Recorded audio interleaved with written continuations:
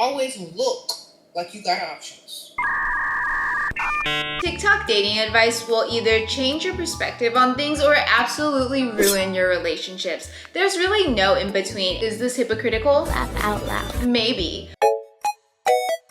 Today, I will be reacting to TikTok dating advice. Basically, I will watch a video. I'll probably pause it along the way, give my 2 cents.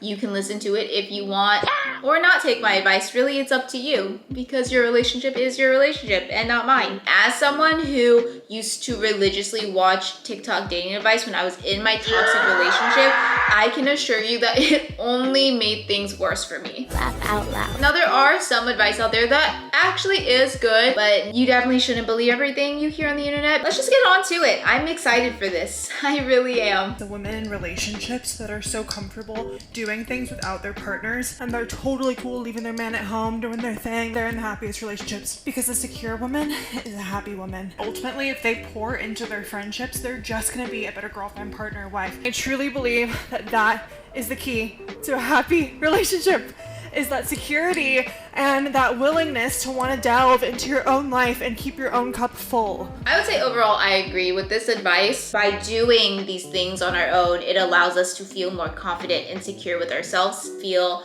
like a priority in our own lives rather than look for our relationship for any type of validation, any type of fun, any type of meaning and purpose in our life. Because when you do that, that just creates a very codependent relationship. I want to kind of add on to this and say that in order to go out and enjoy your time with your friends, you need to already have a secure foundation with your partner. Just by doing these things alone is not going to create security in your relationship. There is this quote that I read in a book once: to be independent, you need dependence, which means in order to feel like you can freely do what you want and be who you want, you need to know that you have someone back home who supports you fully and 100%. Let's get on to this next video. I actually really like this creator. The point of a relationship is just to relate to another person. But I think one of the biggest problems today is, what can I get?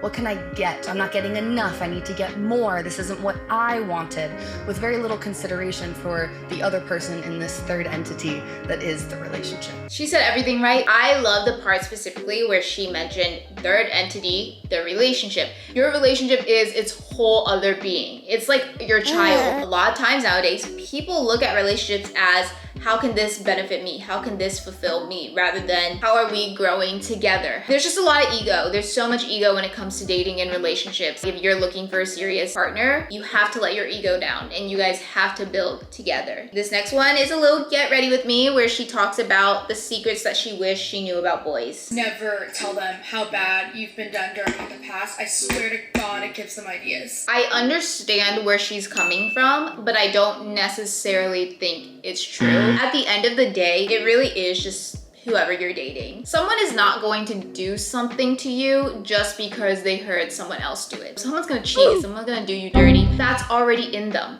That's their values. Me and my boyfriend personally tell each other a lot about our past relationships. And it was very important for him to know the things that I experienced in my past relationship in order for him to understand a lot of my traumas and a lot of my triggers. Because it sets the standard of how you allow yourself to be treated. Like if you tell a guy, oh yeah, like my last relationship was a little bumpy towards the end, but he generally like treated me really well. He's gonna be like, oh my God, so she has standards. Like I have to keep up with them. You set your standards up based on what you tolerate and what you communicate. I set my standards by telling my partner what I need and what I want in this relationship. Waiting for intimacy has saved me from getting hurt so many times. It's not for everyone, but do what you will with that. That is a conversation for each relationship. Whether or not you hook up with someone right away when you guys start talking or dating, or later on, they can still do you dirty no matter what. It shows you who they are as a person early on or later on. I feel like everything she was basically saying in this it's very subjective to each situation, but I mean, she is talking about her experience, which is completely valid, and if it works for her, it works for her. You can't build a relationship with someone who doesn't see a relationship as a priority. Put that on a poster, put that on the wall. Yes. If your man is over here like, well, you're not not a priority for me because my work is a priority for me, then it's not gonna work out because you guys don't have similar values. You can have multiple priorities, okay? There is no priority police. This person has every right to say, I don't want to have to commit to somebody. I don't want to have to owe somebody something. I don't want to have to call.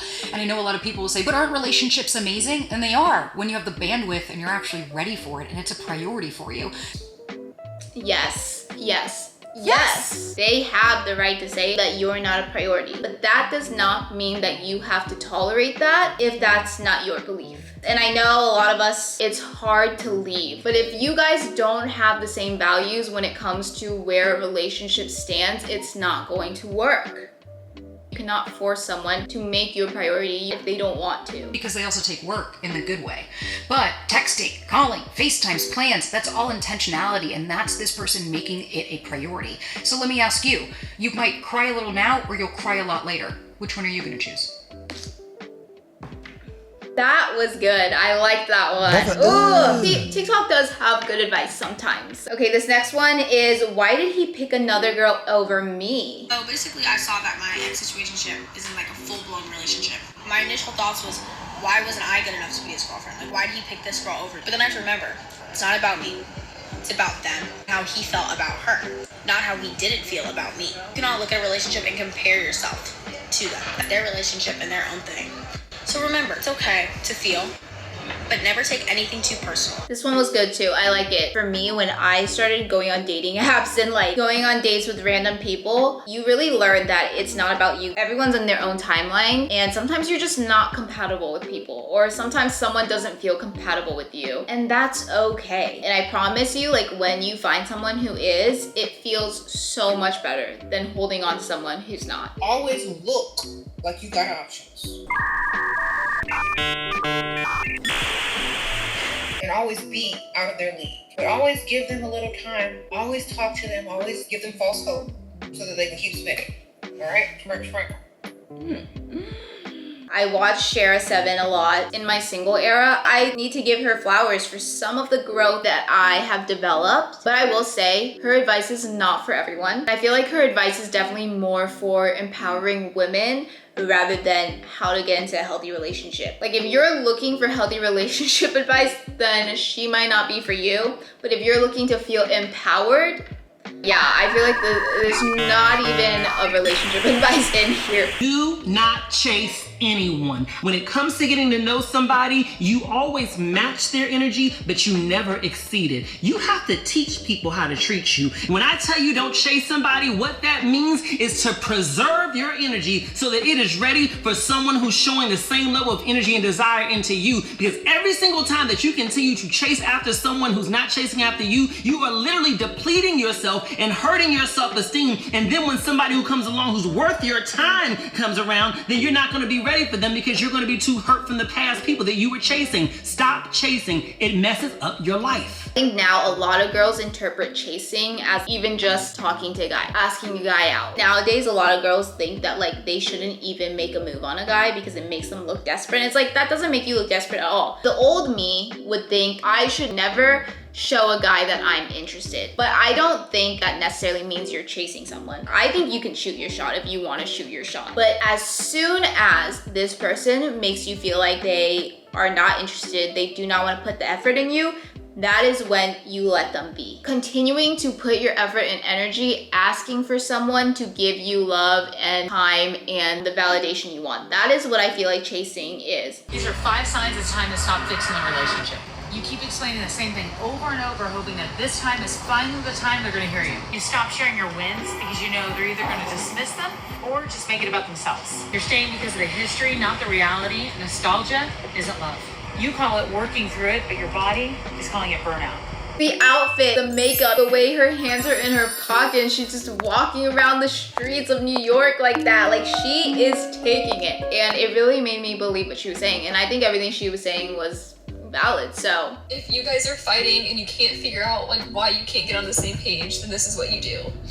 Take your feelings and the way you feel you've been hurt and take that and shove it aside. This is not about you right now. Chances are What? This is not about you right now. Wait, I don't get it. Okay. When you are in a fight, Bro, what are you talking about? it is about you. Don't shove your feelings to the side. Gotta communicate our feelings. Let me just listen to what else she has to say. Chances are somehow you've hurt your partner too, and they want you to hear them and you want them to hear you. So you have to put your feelings aside and you have to actually put yourself into their head and then think about, based on your action, how would they have felt? I need you to feel it, feel that emotion, feel their pain. And if you both do that, then you can finally get in a place where you understand each other's pain and you can make up, you can forgive and you can let go. Okay, there's a lot going on here. First of all, I feel for this girl. It seems like she went through a breakup or something. I understand where she's coming from, where it's like you have to take in consideration that both people have feelings, both people feel a certain way. As a partner, you should listen to your other partner and be compassionate and figure it out together as a team. But ultimately, it is your partner's job to tell you how they feel, to tell you what they need. Just like you need to tell your partner, this is how I feel, this is what I would need. 6 things a woman should know how to do in a relationship. Oh, I love her voice. Like, it's so soft and feminine. Number 1, communicate. Communicate often. Communicate your wants, communicate your needs, communicate when things upset you. Don't do it in a passive-aggressive giving way. ASMR. Don't wait until you're so upset and you erupt like a volcano. Learn how to communicate lovingly. 3, breathe before reacting. If I don't breathe before reacting, I will slip back into old patterns and snap on my partner. And when you love and respect somebody, you don't do that. Yes. Whenever something happens, it's very easy for us to get riled up and just immediately explode.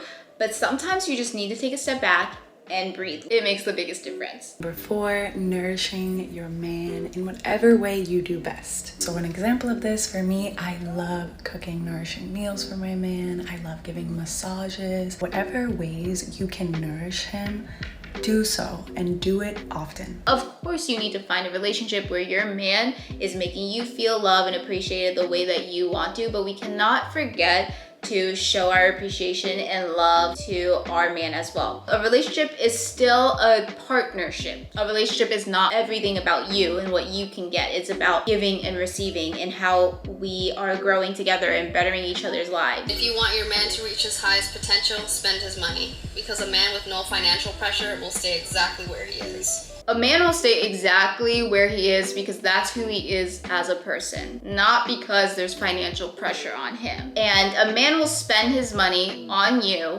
if that's who he is as a person. You need to be realistic, you need to be fair. Realistically, like, some people just don't have the funds to be paying your rent for you. I also think we just need to stop pushing this thing on women that's like, if your man is not paying every single dime on you, then he's a bad man. Because for some people, that's just not a value. When my man spends money on me, when he buys things for me, it makes me feel really appreciative, but that doesn't make me feel the most love. What makes me feel love is him helping me through any personal struggles, us spending quality time. It's like really the little things. Men are pretty simple. They crave a woman who knows how to flirt, who knows how to seduce, who knows how to tease, cook for him, compliment him, touch him when you pass by, whisper in his ear, wear the lingerie, and yeah, maybe sometimes get on your knees and give him a BJ without even him having to ask you. That's how you show that he is desired, not just tolerated, because when a man feels deeply desired and respected, he will worship the ground that you walk on. I don't know how I feel about this one. Of course, you guys need to be doing nice things for each other, but that should not be the reason why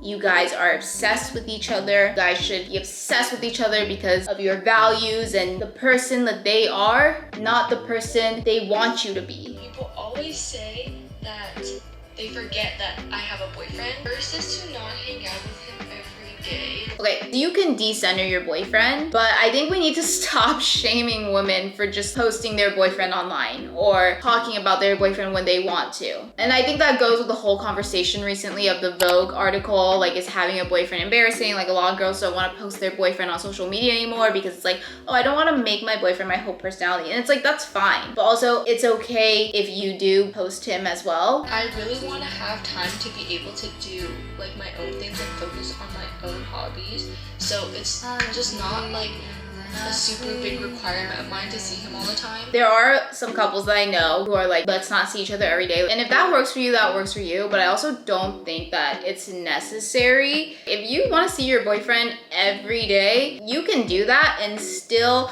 prioritize yourself. Me and my boyfriend, we still have that space to focus on ourselves. And then at night, we just have dinner together, yada, yada, yada. But that doesn't mean that I center my life around my boyfriend, you know? Men don't care about your feelings. They just don't. I'm sorry. But what they do care about is their ego. How do you hurt their ego? Silence. Ignore that man. He literally will not know what to do with himself. Let them wonder. Let them be curious. Let them think about it, because they're getting nothing from you. Silence is everything. Silence is power. I feel like she's probably not referring to an actual relationship, because if you're in an actual relationship, definitely don't be silent. But I feel like she's talking about like, oh, some guy did you dirty, which I absolutely agree. Truly the best thing you can do for yourself is shut your mouth, go on with your day, do your own thing. Let's say you do stay silent and they come crawling back to you. You're staying silent for your peace, to protect your energy. The more you're silent and the more you're focusing on you, the less you think about this man. So I absolutely agree with her when she says silence is power, especially if we're talking about the breakup context. But don't be silent in your actual relationships. Okay, I hope you guys enjoyed this video. I actually really enjoyed making this and looking through some dating advice, because I wish I had this when I was dating. Comment and let me know what other videos you want to see from me next, or what other videos you want me to react to. Don't forget to like and subscribe, and I will see you guys next Saturday at the same time. Bye!